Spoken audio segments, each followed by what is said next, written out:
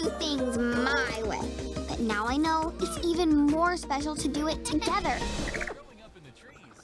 There's a new show coming to Apple TV. It's adapted from a beloved children's book series called Eva the Owlet, and it's helping spread awareness about conservation efforts. And right now, it is baby owl season. We have Melissa Moore here. She's from the Minnesota Raptor Center with a feathered friend of ours here named Lois, perhaps Louise. That's right. Lois hasn't identified yet. So Yeah, okay. We just go with whatever.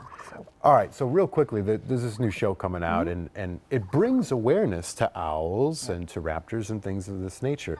Does this help you guys then at the Raptor Center? Do you see an influx in kids being interested in the topic, or does it help bring fundraising efforts? You know, it's a little of everything. Oftentimes when a show like this comes out, we see an influx of kids who can identify easier with the owl, for example. So they'll come to one of our programs and we'll see Lois and they'll say, oh, like Eva the Owlet, or whatever the current program is. So it is actually kind of a very helpful way for us, for them to make connections. Yeah. Okay, so shows like that typically personify owls.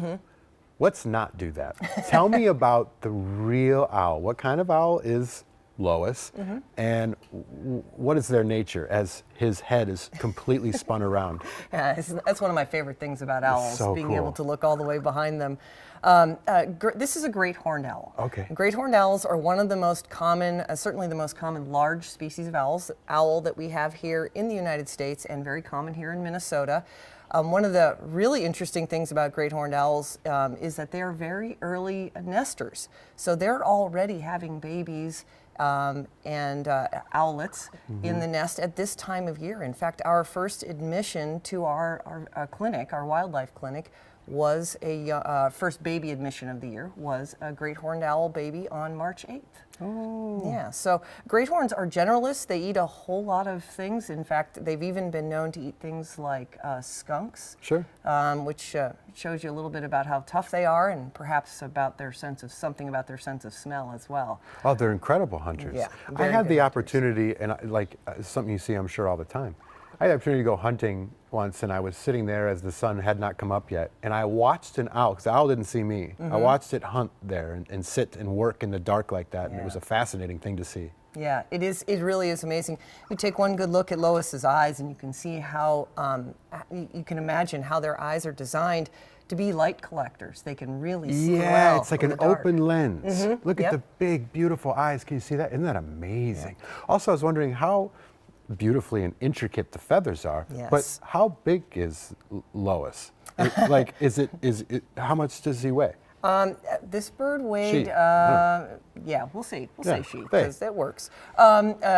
She weighed about 1,250 grams this morning, so that is just under 3 pounds. Right around 3 pounds. Okay, so it looks like it's 15 pounds, but right. it's only 3 pounds. Right, Yeah, I'm not nearly as strong as I look. No, you're hey, don't sell yourself short. And you're feeding it snacks. Yes, we did your bring hip some right here. snacks. Yeah, I have a little pouch with me and some treats. Just so to make this a very good experience, a positive experience for Lois. You know, I have a positive experience when I have snacks, so I've got to share that with Lois. And they're too. holistically meat eaters, yeah? They are meat eaters, yeah. They cannot, they're dedicated meat eaters, true carnivores. In the wild, in addition to what I mentioned that they would hunt skunks, they eat a lot of rats and mice.